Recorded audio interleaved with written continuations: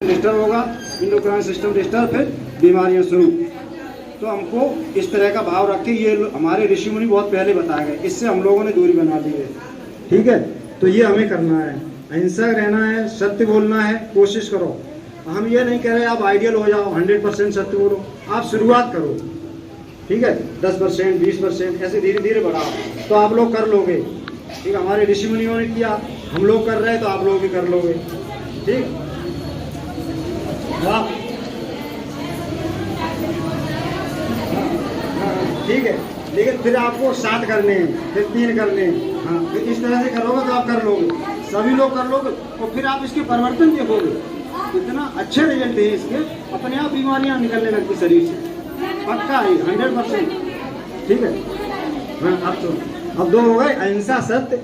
अब तीसरा है आस्ते, इसी में लिखा हुआ है आस्ते।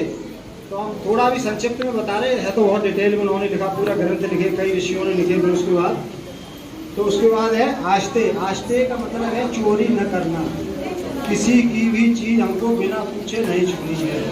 अब चोरी कई तरह की चोरी है, जैसे काम चोरी भी आता है। चोरी हमें काम दिया गया, हम उससे चीज चुरा रहे हैं, तो आप झूठ बोलोगे, स्ट्रेस रहेगा, तो ये भी काम चोरी है।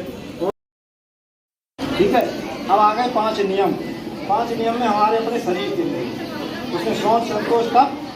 शौच मतलब शरीर की सफाई, जो अभी डॉक्टर साहब ने बताया होगा, शरीर की सफाई, नाक, कान, मुंह, गले, ये सब की सफाई करना है हमको। तो पूरे शरीर की सफाई, और फिर शारीरिक रूप से और आध्यात्मिक रूप से भी सफाई होती है। ठीक है, तो ये शौच हो गया। संतोष रखना है, जो हमें प्रभु ने दिया है, ईश्वर ने जो प्राप्त दिया है, उसमें आप संतोष रखो। ठीक, तो संतोष। तप का मतलब है हमें जो भी कर्तव्य कर रहे हैं, जो हमें हमारा उद्देश्य है, उसकी पूर्ति में जो भी रुकावटें आ रही हैं, जो हमारे पास संसाधन है, उसी से हम उसको कैसे अपने लक्ष्य की पूर्ति करें, वो तप है, कम से कम साधन है। ठीक, ये तप हो गया। अब स्वाध्याय।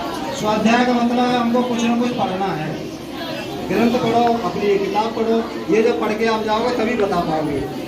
तो स्वाध्याय करो, डेली करो, सब लोग करो, बच्चों को भी बोलो स्वाध्याय करें, डेली किताब पढ़ें। ठीक, तो बहुत सारी दिक्कतें आपकी दूर रहेंगी। ये अपने अपने खुद के कर्तव्य हैं, और बाकी का ईश्वर प्रार्थना। जो भी हम कर रहे हैं वो आप ये न कहो हम कर रहे हैं, वो ऊपर वाले को छोड़ दो, उसकी बात है। तो वैसा आपका भाव आ जाएगा, तो आपके अंदर कई सारे परिवर्तन होंगे, बहुत सारी दिक्कतें आपकी वैसे ही ठीक हो जाएंगी। तो ये यम नियम हो गए। अब कुछ आसन बताए उसके बाद। ठीक है, आसन ये शरीर के हमारा जॉइंट है, तो इनको खोलना किस तरह से बताया गया है। तो ये आसन के बारे में देख लो, थोड़ा पढ़ लो। पेज नंबर 3 में दिया है आसन के बारे में। आसन विशेष प्रकार की काम, संयम, या ये व्यभिचार, जो व्यभिचार आजकल बढ़ रहा है, उससे हमको दूरी बना के रखना है, या उससे दूर रहना है। ये ब्रह्मचर्य वैसे तो बहुत डिटेल में बताया गया इसका, आप अभी इतना ही समझो। तो ये बच्चों को भी ऐसी शिक्षा देनी है।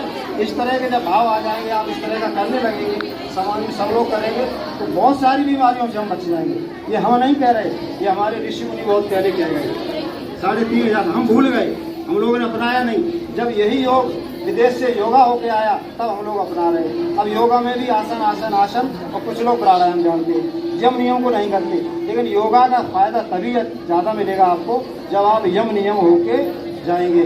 आप इस तरह से समझो, एक बच्चे को आप क्लास या यूकेजी एलकेजी में जाके आगे क्लास में, इसी तरह से यम नियम को हम छोड़ रहे हैं। यम नियम आपको किसी ने बताए नहीं होंगे, लेकिन इसको अपना के बढ़ना है।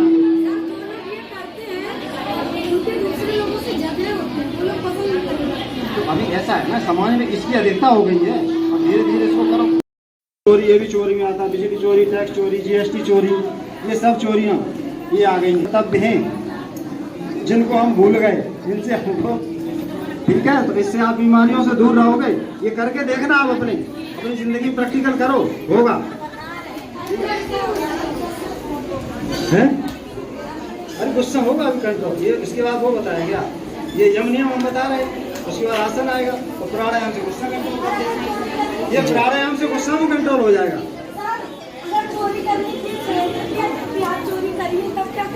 नहीं करनी है चोरी, हाँ नहीं करनी। ये आप बच्चों को भी ऐसे संस्कार दो, तो नहीं तो चोरी करोगे तो फिर बीमारी लोगे। आप अगर चोरी करोगे या करवाओगे तो बीमार होगे। कि चूज नहीं करो, हाँ मना कर दो। सुषुम्ना सब आएगा, फिर बाद में आप क्वेश्चन पूछ लेना, उनका भी जवाब दे देंगे, और डीपली पूछना उनका भी दे देंगे, सब दे देंगे, कोई दिक्कत नहीं। ठीक है, पहले आप सुन लो। तो ये इडा है, इसको चंद्र नाड़ी बोलते हैं, ये पिंगला है, ठीक है, ये सूर्य नाड़ी है, ये शरीर को गर्म रखती है, ये शरीर को ठंडा रखती है। ठीक है, गुस्सा ज़्यादा आता है तो उसका भी बताएंगे आपको कैसे क्या करना है। और ये सुषुम्ना, आप लोग बिंदी लगाते हो, इसको आज्ञा चक्र बोला गया है, या सुषुम्ना नाड़ियाँ होती है, तो इसको खोलते हैं। इडा और पिंगला का जब आप प्रैक्टिस करोगे, कहाँ पे प्रैक्टिस करोगे, ऐसे नहीं 10-20 दिन 2-3 महीने में नहीं आएगी, इसमें सालों लगते हैं, लेकिन रेगुलर करना पड़ेगा। ये प्राणायाम है जो आप लोगों को मालूम नहीं, वो हम अभी बता देंगे, कुछ आसन बता दें, कुछ प्राणायाम। अब पेज नंबर 29 खोल लो।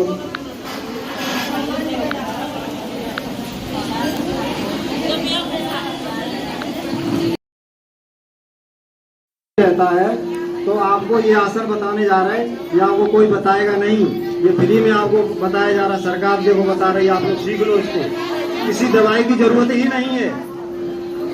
मरीजों को हमने करवाया, खुद किया, अब आपको बता रहे हैं, अब आप दूसरे लोगों को बताएंगे जाके। ठीक है, तो ये देख लो,